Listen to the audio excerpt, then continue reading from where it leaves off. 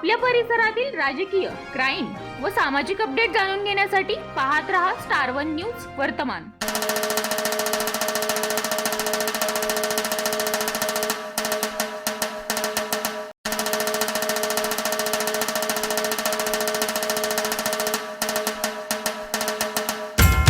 विरोधी संघर्षाची लढाई, रस्त्यावरची लढाई एका बाजूला न्यायालयाची लढाई, कोणती लढाई असून दे आम्ही मागे पडणार नाही। आज नेवरीत या ग्रामपंचायतीच्या कार्यालयामध्ये कुंडो लेकिन खेतीमधलो असा नारा देत सकाळपासून रक्तदान आंदोलन चालू आहे। तुम्ही माझ्या मोबाईल मध्ये आताची वेळ दाखवू शकताय, पुढे येऊन दाखवा वेळ।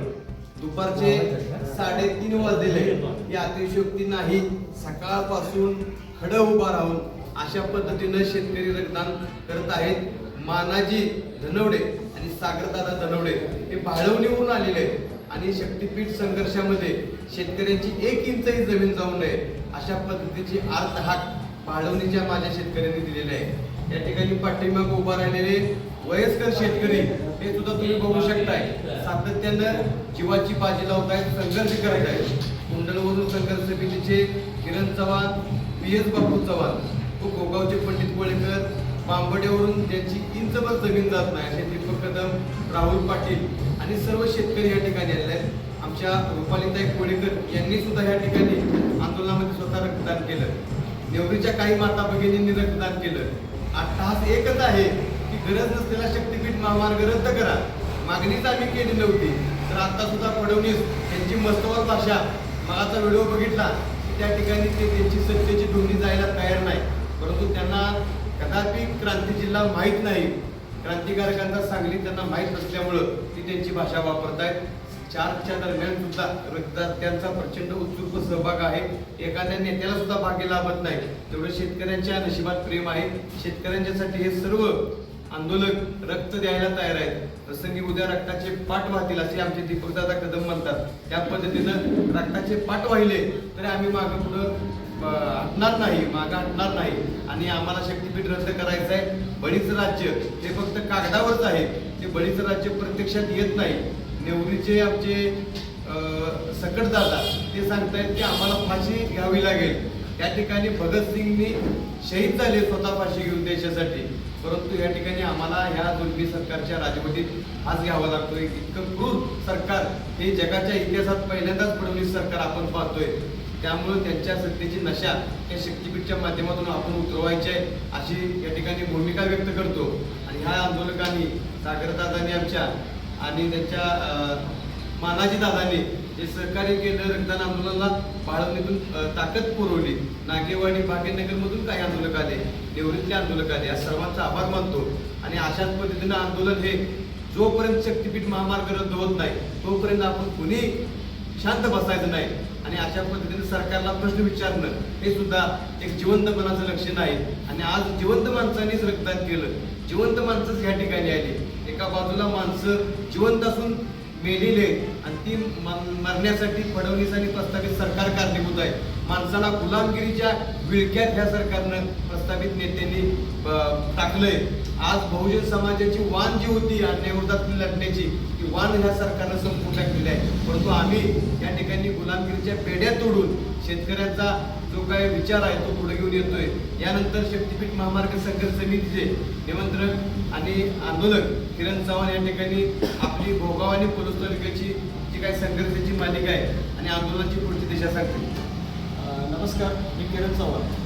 आज शक्तीपीठ महामार्ग समितीच्या आव्हानाला सर्व शेतकऱ्यांनी रक्तदान केलं, त्याबद्दल मी सर्व शेतकऱ्यांचं मनपूर्वक आभारी आहे। रक्तदान ही जय जवान जय किसान, पहिल्यांदा देशाच्या रक्षणासाठी जवानांनी आपलं रक्त दिलं, रक्त सांडलं आणि हिताचा शेतकऱ्यांनी आपलं रक्त द्यावं लागतंय ही एक शोकांतिक आहे। रक्त न सांडता स्वातंत्र्य मिळणं गरजेचं होतं आपल्याला, पण स्वातंत्र्याच्या वेळी सुद्धा आपल्याला रक्त सांडावं लागलं आणि आता सुद्धा आमच्या जमिनी जाणार आहेत, त्यामुळे रक्त सामान्य सांडावं लागणार आहे। आता आम्ही फक्त रक्तदान करतो एखाद्याचं जीवन दान मिळायसाठी, पण वेळ पडली तर रक्त आम्ही रस्ते सुद्धा किंवा जमिनी सुद्धा सांडायला आम्ही तयार आहोत। त्यामुळे शासनानं आता आमचं म्हणणं ऐकून घ्यावं।